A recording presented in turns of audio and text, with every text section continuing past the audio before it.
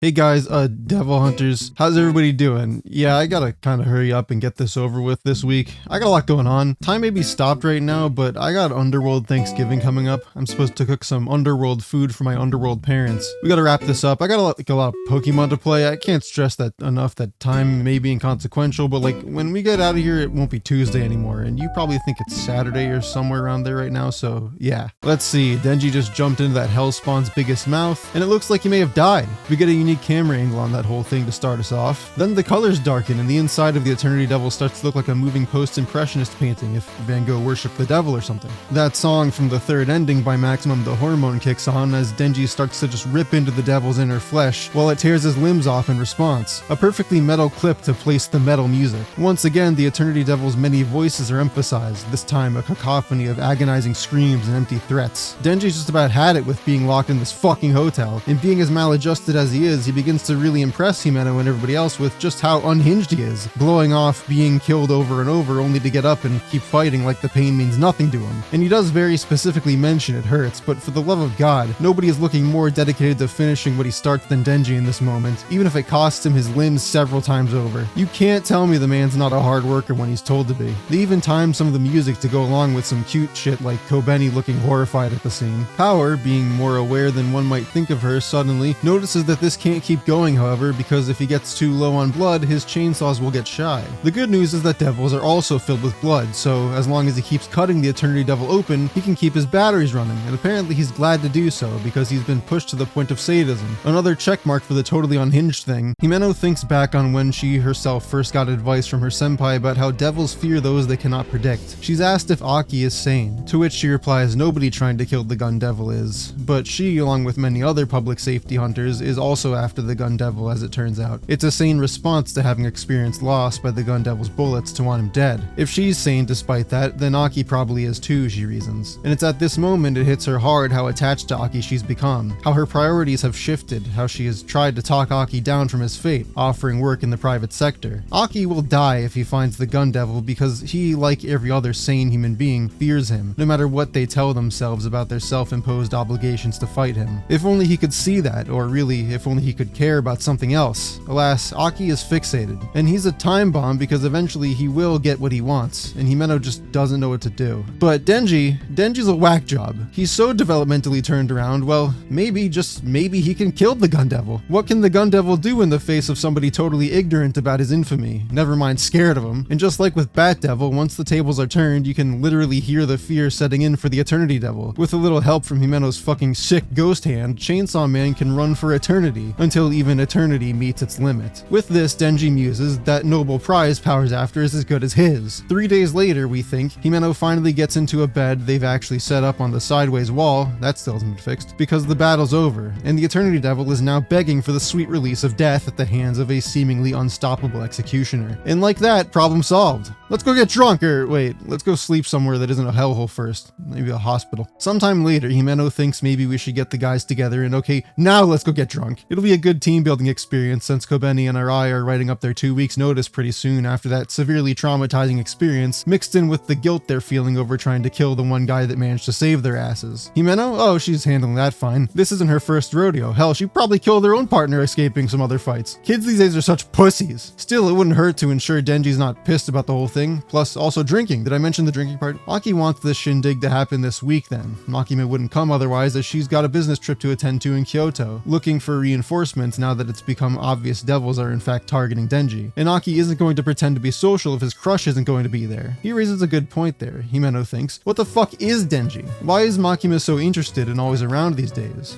What does she know that they don't? Mayhaps some social lubricant can loosen her lips and they can find out what the deal is with the man with a chainsaw for a head. Also drinking, don't forget it has to be at a bar. And here we are, our favorite local drinking hole, Fujimoto. Sounds familiar. This is one of my favorite scenes in the series, I think.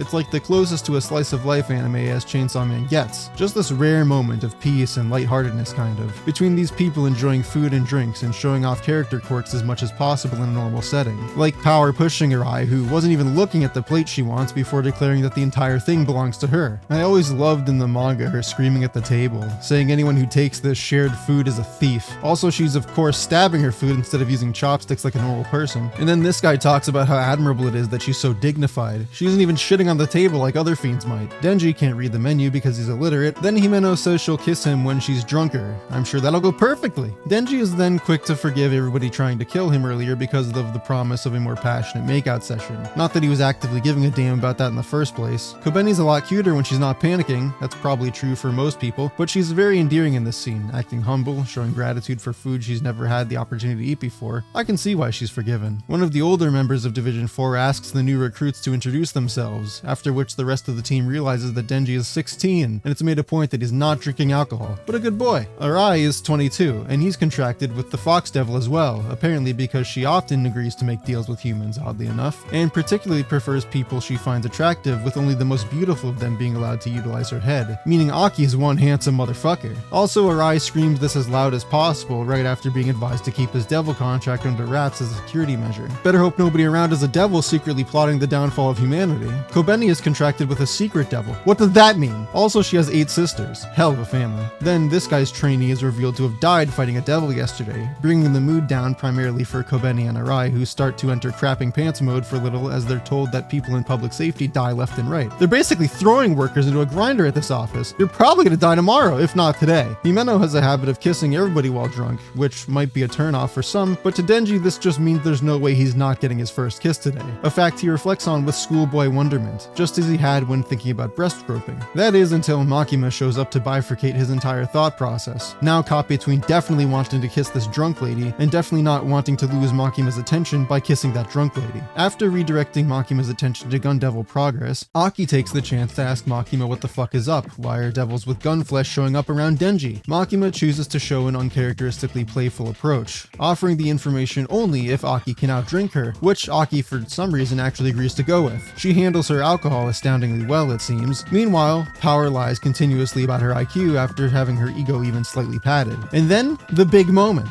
The one everybody's been waiting for. Himeno just starts going to town on Denji while Makima watches with great interest. And you've probably heard this part around town, when the night is officially over for Denji and Himeno delivers a very special present. Oof, this is a little graphic. Better censor that. There we go. Much better.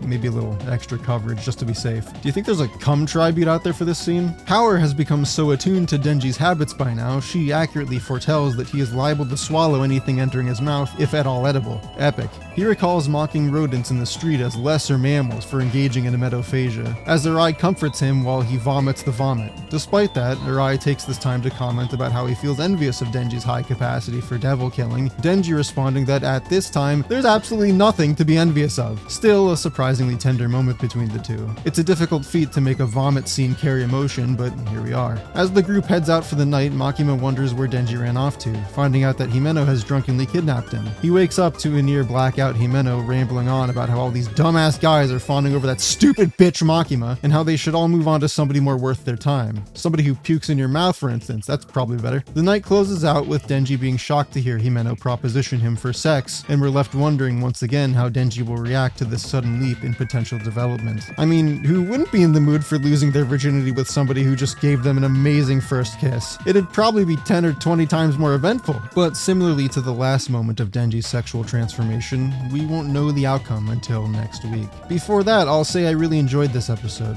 The pacing felt so much more deliberate here, starting with a complete close to the Eternity Devil fight, followed by so much dialogue and entertaining character interaction that by the time I recognized the bar scene was coming to an end, I felt that the episode's last scene was rapidly arriving, and the episode had kept me extremely engaged to the point where the time had just disappeared in an instant. It's an episode that contains everything I'd want in an anime, I feel.